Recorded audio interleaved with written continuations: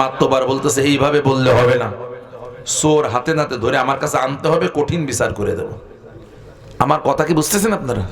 বিচারক বলতেছে, মানে মাতব্বর গ্রামের বলতেছে, আন্দাজে বিচার দিলে হবে না, আগে চোর ধরা লাগবে, আমার কাছে আনবা, এরপর আমি কঠিন বিচার করব। কি বিচার একটু মনে রাখেন, কি বিচার? কঠিন বিচার। তো ওই লোক ডাবের বাগানওয়ালা কষ্ট করে চকি দিতে শুরু করলো রাত জেগে। চোরের 10 দিন আর, এটা তো জানেন আপনারা। ঠিকই শেরপুরে গেল, চোর ধরা পড়ে গেল। কয়জন? 3 জন। ও লোকটা এতদিন ডাব খেয়েছে, রাগ হয়েছে না মনে মনে, সব কয়টা ধরে ছাগলের দড়িতে বাইরে রেখেছে রাত্রিবেলায়। রাত্রিবেলায় মাতব্বরকে ডিস্টার্ব করেনি। সকাল যখন হয়েছে, চোর 3টের একদম ছাগলের দড়িতে ভালো করে বেঁধে নিয়ে গেছে মাতব্বরের কাছে। মাতব্বর কি বলেছিল? যে চোর ধরে আনো, কি বিচার করবো। এটা কি মনে আছে আপনাদের? এরপরে মাতব্বররা যারা তারা একটু দেরি করে ঘুমায়, ওটাও দেরি করে, চোখ ডলতে ডলতে 9টার সময় কয়, এই মন্টু মিয়া, মনে করেন সেই ডাবের বাগানের নাম হলো মন্টু মিয়া, মালিকের নাম। কয়, মন্টু মিয়া তো সকালবেলা কি ব্যাপার চেঁচামেচি? বলতেছে, মাতব্বর সাহেব আপনি কি বলেছিলেন? চোর ধরতে, চোর ধরেছে। মাতব্বর চোখ এরকম করে দেখে যে একদম কাতারে প্রথমে রয়েছে তার বড় ছেলে মাতব্বরের। কারণ যাদের হাতে ক্ষমতা আমাদের সমাজে দুর্নীতি অন্যায় তারা বেশি করে। কথা বলেন না কেন আপনার? মাতব্বর দেখতেছে কাতারের প্রথমে কে ইমামতি কে করতেছে? বড় ছেলে। মাঝখানে, মানে 3 জন তো, মাঝখানে যে মুসল্লি দেখতেছে ভাতিজা, মানে ভাইস ছেলে মাতব্বরের। আর তার পিছনে যেটা, সেটা হলো তাদের 2 জনের খুব ঘনিষ্ঠ বন্ধু। এই 3টে কি একই দলের না বিরোধী দলের? কোন দলের? মাতব্বরের দল মানে কি সরকারি দলের? কথা বোঝেননি? 3টেই কি একই দলের না আলাদা দলের? কি বিচার করবে বলছিল মনে আছে আপনাদের? কিন্তু এখনো কি কঠিন বিচার হবে? নিজের ছেলে, ভাতিজার ছেলের বন্ধু, বিচার কি কঠিন হবে না নরম হবে? কেমন হবে? এখন তো বিচারক বলেছে কঠিন বিচার ওয়াদা। খানিক ঝিম ধরে, ঝিম মানে চুপ মেরেছে। হঠাৎ বলতেছে, মন্টু মিয়া, আমি যা চিন্তা করতেছি তুমি কি তা ভাবতেছো? কয়, মাত্র কেমন কথা? আপনি এতক্ষণ কি চিন্তা করলেন, আমি বুঝবো কি করে? কয় না, একটু খেয়াল করো, আমার কথা বোঝো, কিন্তু আন্দাজে চিল্লালে হবে না কিন্তু। কয়, দেখো তোমার যে ডাবের বাগান, এটা তো অনেক গাছ আছে সেখানে। কয়, হ্যাঁ আছে। কয়, কিছু গাছ তো পাঁচিলের ধার দিয়ে আছে। কয়, হ্যাঁ আছে। ওই পাঁচিলের পাশ দিয়ে তো একটা রাস্তা আছে, সারাদিন কত লোকজন যায়। হ্যাঁ তা তো যায়। কয়, দেখো যদি এরা ডাব চুরি না করতো তাহলে এই ডাবটা আস্তে আস্তে কি হতো? কয়, নারকেল হতো। ভালো করে বোঝেন তাফসির কাকে বলে, বিচার। কয়, নারকেল। নারকেল যদি মনে করো সময় মতো না পাল্টে আরো দেরি করতো তাহলে কি হতো? কয়, ঝুনো। ঝুনো তো বোঝেন? হ্যাঁ, শুকনো হয়ে যেত। ঝুনো হয়ে যেত। হ্যাঁ হতো। তুই ঝুনো নারকেল যদি ঠিক সময় মতো না পাল্টে তাহলে কি হতো? যে কোনো একটা নারকেল বোটা থেকে ঝরে পল্টে পারতো। কয়, তা পারতো। তো ওই নারকেল পল্টে পল্টে সারাদিন লোক যায় ওই রাস্তা দিয়ে অনবরত, একজনের মাথায় তো পল্টি পারতো। তা তো মাত্র এত গভীরভাবে ভাবেনি। কয়, দেখো পড়লে যদি মাথা ফেটে যেত তাহলে তো তোমার অ্যাটেম্প টু মার্ডারের মামলা হতো।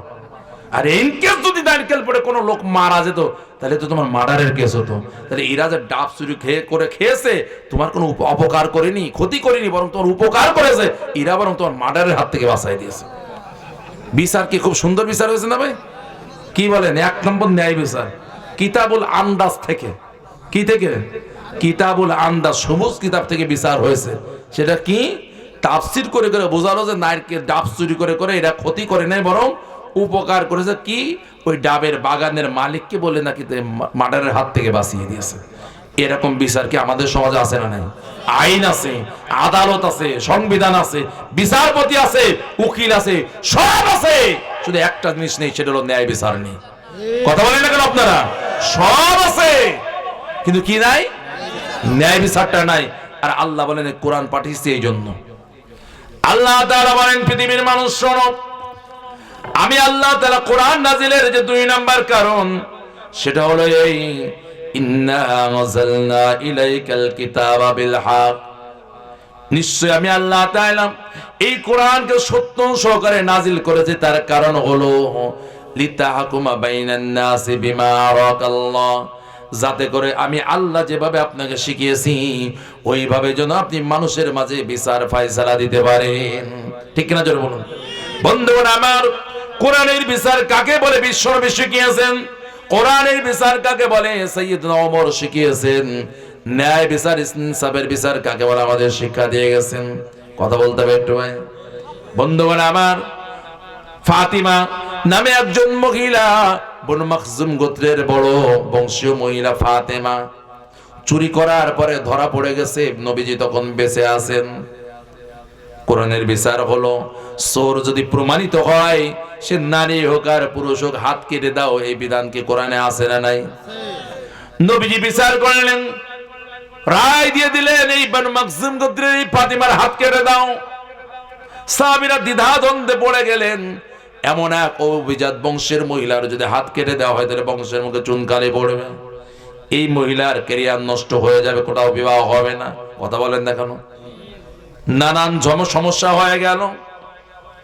কিন্তু নবীজির রায়ের বিরুদ্ধে সাহাবীরা সুপারিশ করবেন, কথা বলবেন, এমন হিম্মত কারোর থাকলো না। কিন্তু তারা নবীজির পালক পুত্র যায়েদ ইবনে হারেসা, তার এক সন্তানের নাম হলো ওসামা ইবনে যায়েদ, যে নবীজিকে দাদা দাদা বলে ডাকতো। সুবহানাল্লাহ বলে। চিন্তা করলো, প্রত্যেক দাদা অথবা নানা তার নাতি বা পোতাদের কাছে দুর্বল থাকে কিনা? দাদা নাতির আবদার ফেলতে পারে না, পোতার আবদার ফেলতে পারে না। সব সাহাবীরা পরামর্শ করলো, তাহলে ওসামাকে নবীজির কাছে পাঠাতে হবে সুপারিশ করার জন্য। নাতি তো তার উপরে রাগ করতে পারবে না। কথা বুঝতেছেন তো আপনারা? সবাই পরামর্শ করেন, উসামাকে পাঠানো হলো। উসামা নবীজির কাছে যে কথা বলতে বলতে বললেন, নবীজি গো, আমার দাদা, এই যে বনু মাখজুম গোত্রের মহিলা ফাতেমা, তাকে যে হাত কাটার রায় দেওয়া হয়েছে, একটু চিন্তা ভাবনা করে জরিমানা করে কি এই রায়টা বদলানো যায় না? কে বলতেছে? উসামা, নবীজির পোতা ওসামা, যায়েদের সন্তান ওসামা। একথা শোনার পরে পরে নবীর মুখটা কালো হয়ে গেল, মুখ থেকে শরীরের এই গলার শিরগুলো মোটা হয়ে গেল। আর তিনি রাগন্য স্বরে বললেন, ও ওসামা, তুমি আমাকে যারা পাঠিয়েছে পরামর্শ করে, তাদেরকে বলে দিও আমার নবীর পক্ষ থেকে আমি বলে দিও, আমি কি বলেছি তা জানিয়ে দিও।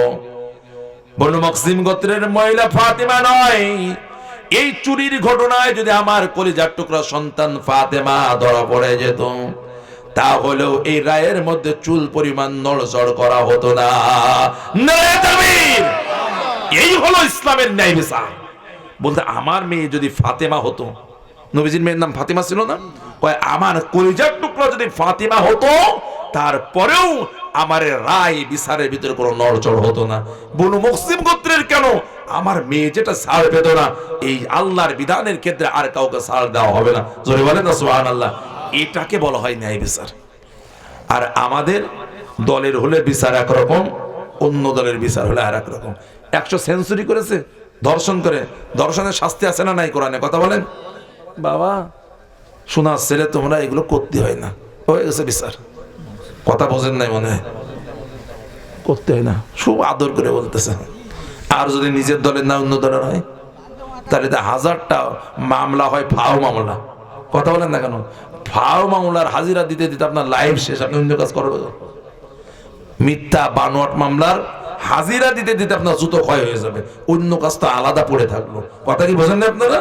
এটা ন্যায় বিচার নয়, এটাকে বলা হয় জুলুমের বিচার। কিসের বিচার? কথা বলুন।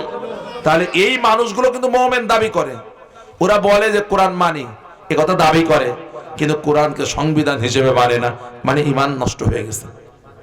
কথা বুঝাতে পেরেছি? নবীজি আমার ইহুদির পক্ষে রায় না দিয়ে মুনাফিকের বিপক্ষে রায় দিয়ে ইহুদির পক্ষে রায় দিয়ে দেওয়া হলো। মুনাফিক কি সন্তুষ্ট হয়েছে না বেজার হয়েছে? মুনাফিক চিন্তা করেছিল, আমি নবীজির দলের মানুষ, আমি তো ইমানদার মুমিন দাবি করি।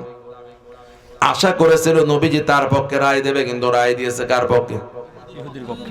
এই জন্য ওই মুনাফিক বিশোর ইহুদিকে যে বলল, ভাই নবীজি নানান কাজে ব্যস্ত, আমাদের বিষয়টা বোঝে নাই, আমাদের মধ্যে আর একজন বিচারক আছে, তার নাম হলো ওমর। কি বলতেছে?